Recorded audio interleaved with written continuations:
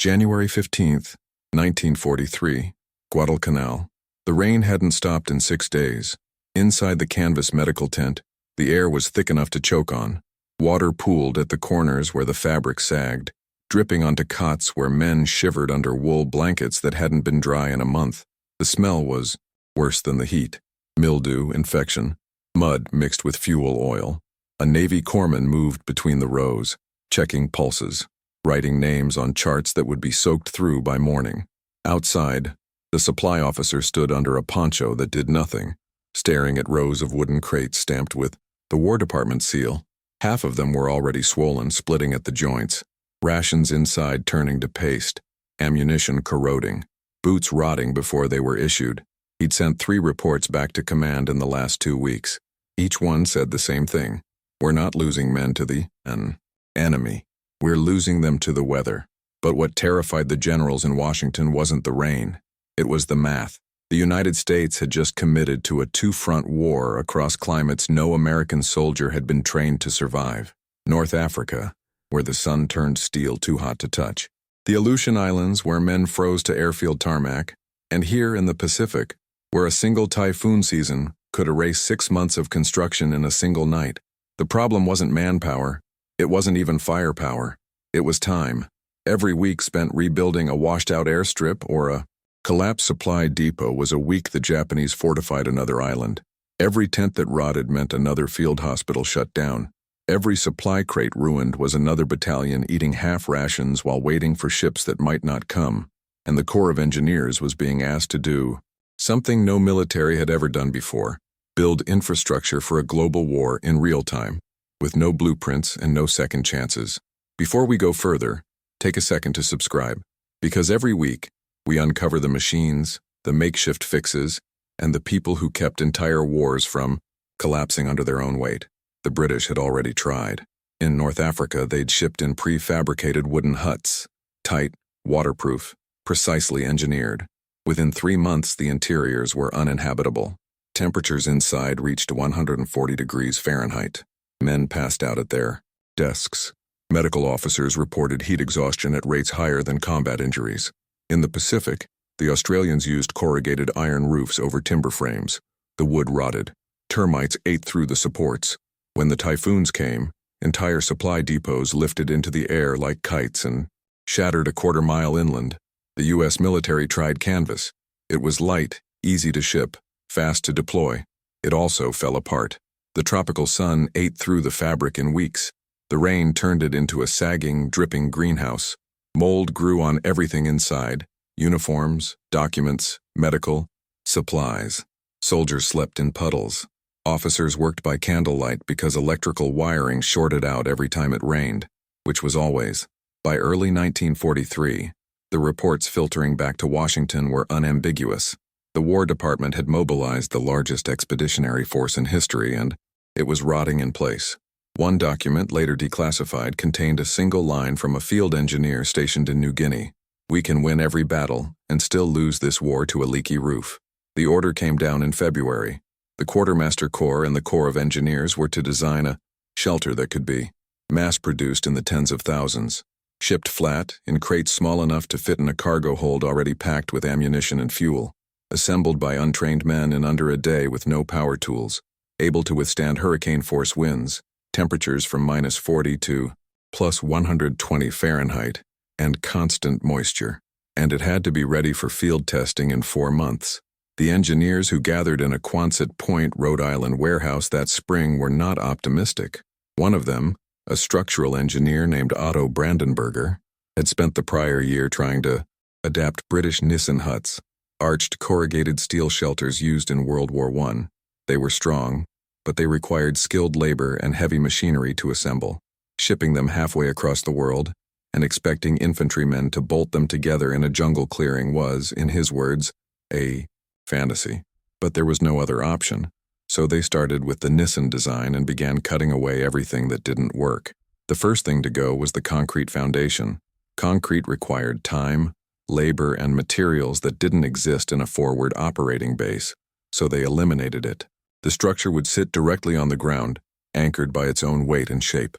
The second thing to go was complexity. The original Nissen hut required hundreds of unique parts: bolts, brackets, custom joints. Every unique part was another thing that could be lost, damaged, or installed incorrectly under fire. So they standardized. The new design would use identical arched ribs, identical panels, and a single type of bolt. Then came the most important decision: the arch itself. Arches are old technology, Roman aqueducts, Gothic cathedrals, but in structural terms, an arch is a miracle. It converts vertical weight into lateral thrust, channeling force down through the curve and into the ground. It's one of the strongest shapes in engineering, and one of the simplest. Brandenburger's team proposed a semicircular arch made from lightweight steel ribs, skinned with corrugated metal panels. No internal supports, no trusses, just the curve, holding itself up through geometry. On paper, it worked. In practice, nobody knew. The first prototype was assembled in a Rhode Island field in April 1943. It took 6 men 9 hours, working with hand tools and a poorly translated instruction sheet. The structure looked absurd. A giant steel can lying on its side, ribbed like the belly of a whale. Then the engineers started testing it. They loaded the roof with sandbags to simulate snow and equipment weight. The structure held. They turned fire hoses on it for 6 hours straight. Water ran off the curve. No leaks. They built wooden frames inside and lit them on fire to test ventilation. The smoke vented cleanly through adjustable panels at each end. And then they waited for a storm. It came in early May. A late-season nor'easter swept down the Atlantic coast, bringing 60-mile-per-hour winds and driving rain. The engineers stood outside the prototype in raincoats, watching the metal skin shudder and hum. The wind hit the curved surface and split, flowing over and around the structure instead of catching it flat like a sail. The arch flexed slightly, steel bending just enough to absorb the force, then snapping back. The bolts held. The panels stayed seated.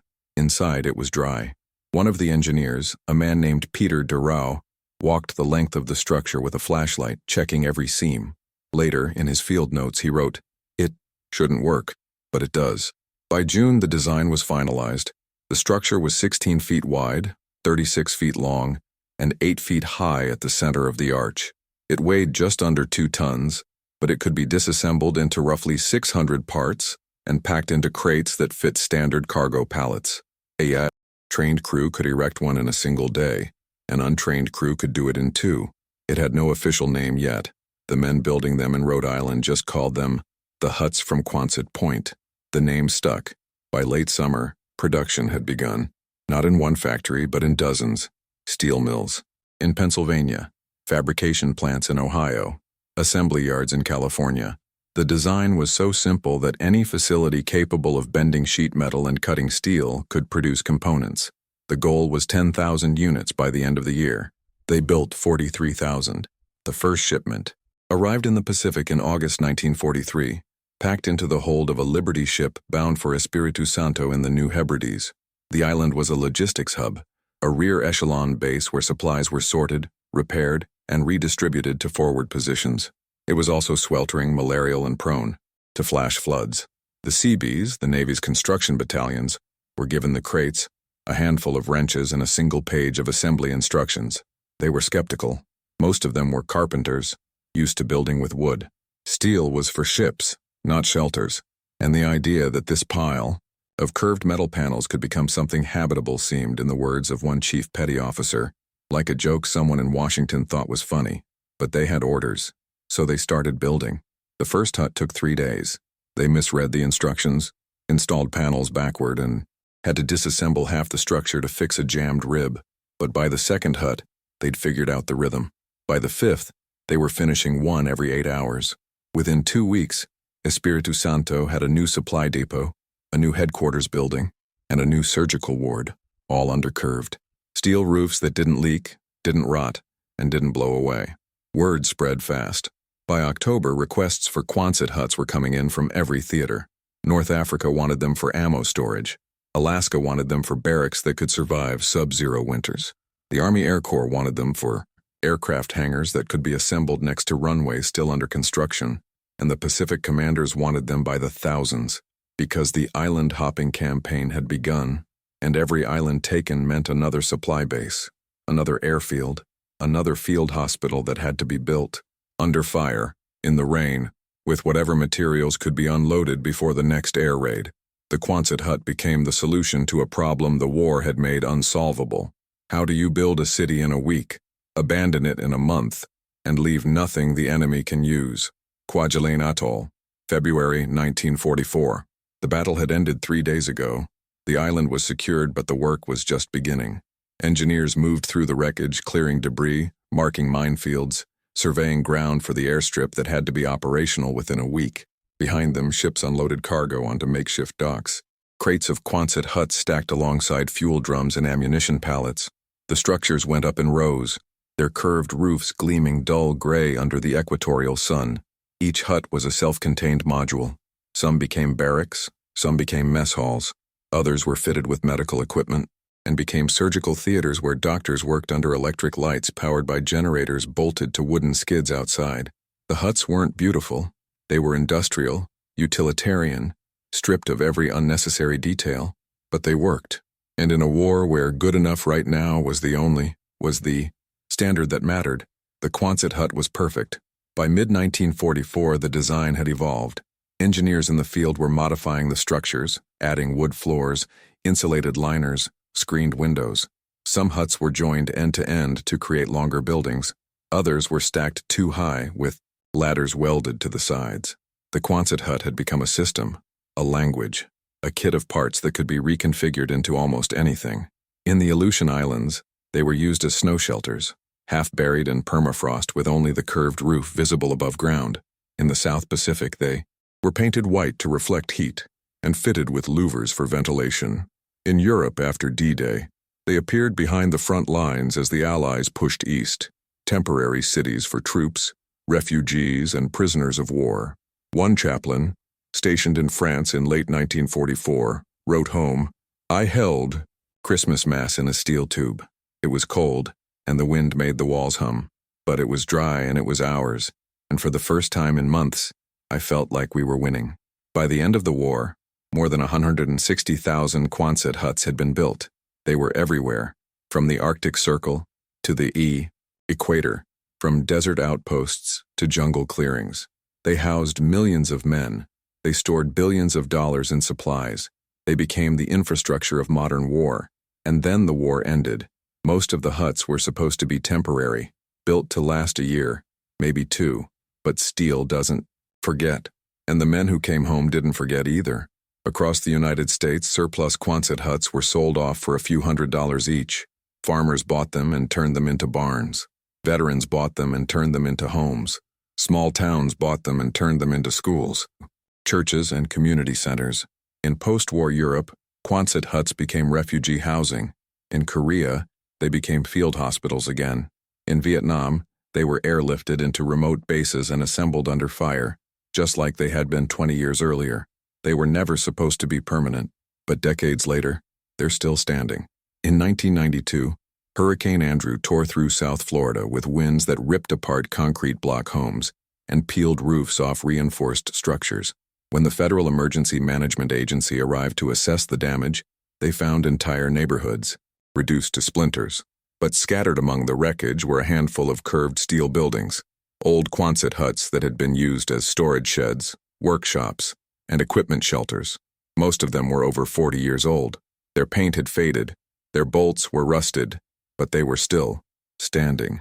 The arch had done what it was designed to do: bend without breaking, deflect force instead of absorbing it, and survive by being simple enough that there was nothing to fail. FEMA took notes. By the mid-1990s, the Quonset hut had become something unexpected, a template for humanitarian architecture. When the United Nations needed emergency shelters for refugee camps in Rwanda, they turned to curved, prefabricated steel structures that could be shipped flat and assembled by hand. When the Red Cross needed medical stations in Haiti after the 2010 earthquake, they used modular, arch-frame buildings that could be erected in hours and anchored without foundations. The designs had evolved. Modern versions used lighter alloys, better insulation, and modular connectors that didn't require tools. But the core idea was unchanged: a curved structure bolted together from identical parts designed to be built by people who had never built anything before. One engineer, working with Doctors Without Borders in South Sudan in 2014, described it this way: "You can't teach someone to frame a house in a day, but you can teach them to bolt an arch together. And once they understand the curve, they understand the whole system." The Quonset hut had become a kind of architectural DNA, a design so fundamental that it could be adapted, copied, and rebuilt across generations and continents without losing its structural integrity. Antarctica, McMurdo Station, winter 1997. The temperature outside was -60 Fahrenheit. Inside the old Quonset hut that served as the station's emergency supply depot, it was just cold enough to see your breath. The building had been erected in 1956. During the early years of American presence on the continent, it was one of the original structures built when McMurdo was little more than a collection of huts and fuel drums on the edge of the Ross Ice Shelf. 41 years later, it was still in use. The station manager, a civil engineer named Karen DeLong, walked the length of the structure with a clipboard, checking seams and welds. The steel had contracted in the cold, and every surface was covered in a thin layer of frost. But there were no cracks, no buckling, no structural fatigue. She'd read the original construction reports. The hut had been designed for a 5-year lifespan in moderate climates. It had now survived 4 decades in one of the harshest environments on Earth. Temperatures that swung 160 degrees between summer and winter, winds that routinely exceeded 100 miles per hour, and ice loads that would have crushed a conventional building. In her report to the National Science Foundation, she wrote, "The structure has outlived its architects, its builders, and every piece of equipment it was meant to house. Recommend continued use." The Quonset hut stayed in service another 12 years. The reason the design worked, the reason it kept working long after it should have failed, wasn't just the arch. It was the absence of everything else. There were no joints that could seize, no hinges that could freeze, no windows that could shatter, no doors that could warp. Every part was either structural or removable. Every bolt was accessible.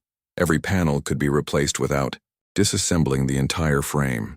It was maintenance by subtraction. If something broke, you unbolted it and bolted on a replacement. If a section was damaged, you removed the damaged ribs and installed new ones. The building could be repaired by anyone with a wrench and a basic understanding of how curves distribute weight.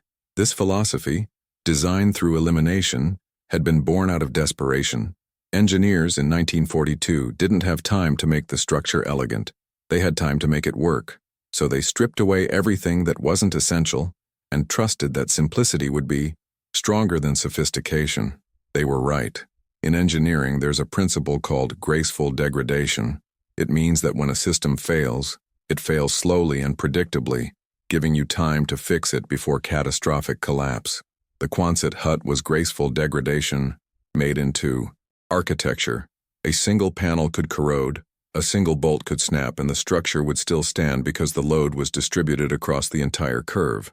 This made it nearly impossible to destroy by accident, and very difficult to destroy on purpose. Kosovo, 1999. NATO forces had established forward operating bases across the region, and the Corps of Engineers was once again building infrastructure under pressure.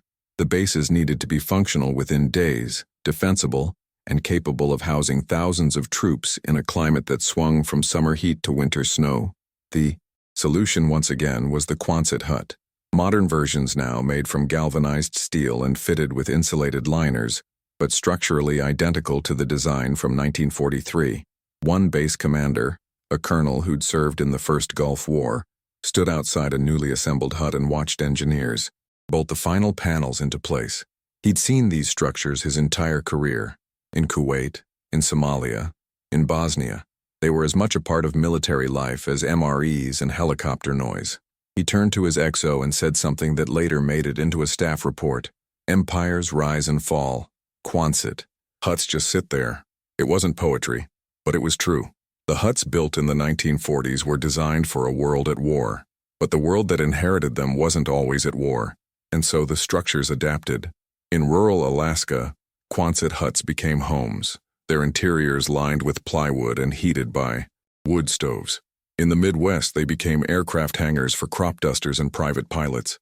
In the deserts of the American Southwest, they became art studios, their curved ceilings providing natural acoustics and even light. Some were abandoned and left to rust in fields, their steel ribs collapsing slowly under decades of weather. But many others were maintained, repaired, and repurposed, their simplicity making them valuable in ways their designers never imagined. A farmer in Nebraska bought a surplus hut in 1946 and used it to store grain. In 2003, his grandson was still using it, the structure now surrounded by modern silos and automated equipment. The old steel building looked out of place, a relic from another era, dented and weathered and patched with mismatched panels. But it still worked, and in farming, that's all that matters. By the early 2000s, the Quonset hut had become something rare, a piece of military technology that had successfully transitioned into civilian life without losing its identity. Most weapons don't make that jump. Tanks rust in storage. Fighter jets end up in museums. Even technologies that do transition, like GPS or the internet, become so transformed that their military origins are barely recognizable. But the Quonset hut remained what it always was, a curved steel shelter that could be built anywhere, by anyone, with nothing but time and a wrench. This made it useful in contexts its designers never anticipated. In 2005, after Hurricane Katrina, relief organizations scrambled to house thousands of displaced families along the Gulf Coast. Temporary housing was needed immediately, but FEMA trailers were slow to arrive and plagued with safety issues. A handful of nonprofits turned to prefabricated arch structures, modern, descendants of the Quonset hut, that could be erected on concrete pads and fitted with doors, windows, and basic utilities. The structures weren't ideal. They were hot in summer, cold in winter, and looked like industrial storage units. But they were dry, secure, and fast. And for families who'd lost everything, that was enough. One woman living in a Quonset-style shelter in Biloxi while her home was being rebuilt described it this way: "It's not pretty, but it's ours. And after everything, that means something." The legacy of the Quonset hut isn't just the buildings themselves, it's the idea behind them, that architecture doesn't have to be permanent to matter. For most of human history, buildings were meant to last. Stone cathedrals, brick houses, monuments that would outlive their builders and carry their memory forward. Permanence was the point. But the 20th century demanded something different. It demanded structures that could be built in weeks, moved in days, and abandoned without regret. It demanded architecture that was disposable, adaptable, and above all, fast. The Quonset hut was the first building designed for that world. It wasn't meant to be remembered.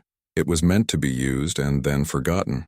But it turns out that the fastest way to be forgotten is to be so useful that you become invisible. Today, variations of the Quonset hut are used by militaries, relief organizations, and space agencies around the world.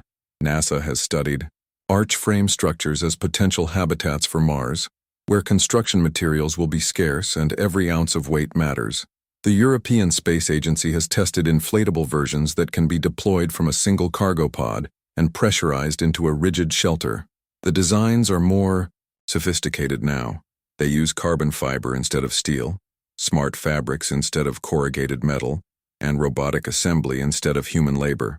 But the principle is the same: a curved structure, assembled from modular parts, designed to survive by being simple. In a way, the Quonset hut has come full circle. It was born out of a crisis that demanded impossible speed and scalability.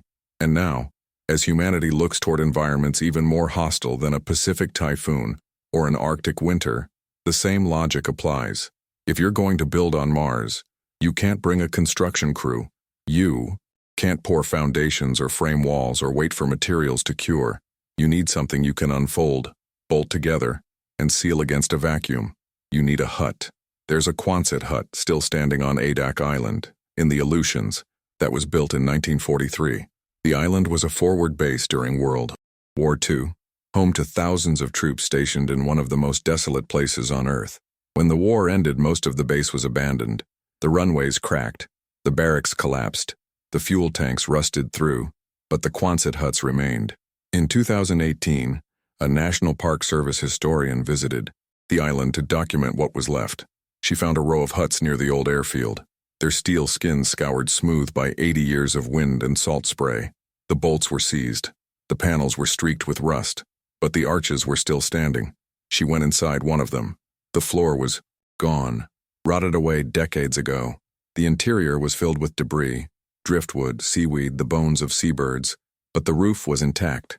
Rain didn't get in. Snow didn't pile up. The curve still worked. In her report, she noted, "These structures were built as temporary wartime expedients. They now outlasted the war, the Cold War, and the military presence that built them. They stand as monuments not to victory, but to the logic of survival." If you walk through a refugee camp today, in Jordan, in Uganda, in Cox's Bazar, you'll see rows of curved shelters that look almost identical to the huts built in 1943. The materials are different. The fasteners are better. The designs have been optimized by software that didn't exist when the first Quonset hut was drawn on paper. But the shape is the same, because the shape works. It works in hurricanes. It works in deserts. It works in snow, in heat, in mud, and under fire. It works because it doesn't fight the forces acting on it. It redirects them. It works because it's simple enough that nothing can go wrong, and modular enough that when something does, you can fix it. And it works because the people who designed it understood something fundamental about engineering, that the best solution is usually the one you can build with what you have right now, in the worst conditions imaginable. The Quonset hut wasn't a technological breakthrough. It was a desperate compromise, built by people who didn't have time to wait for something better. But it turns out that desperation, when combined with clarity, produces designs that last. So if stories like this remind you how close we came to losing, and how the simplest ideas pulled us back, subscribe, because the next one goes even deeper into the structures we built in crisis and forgot to tear down. They designed it for a war that would end, but the curve remembers everything.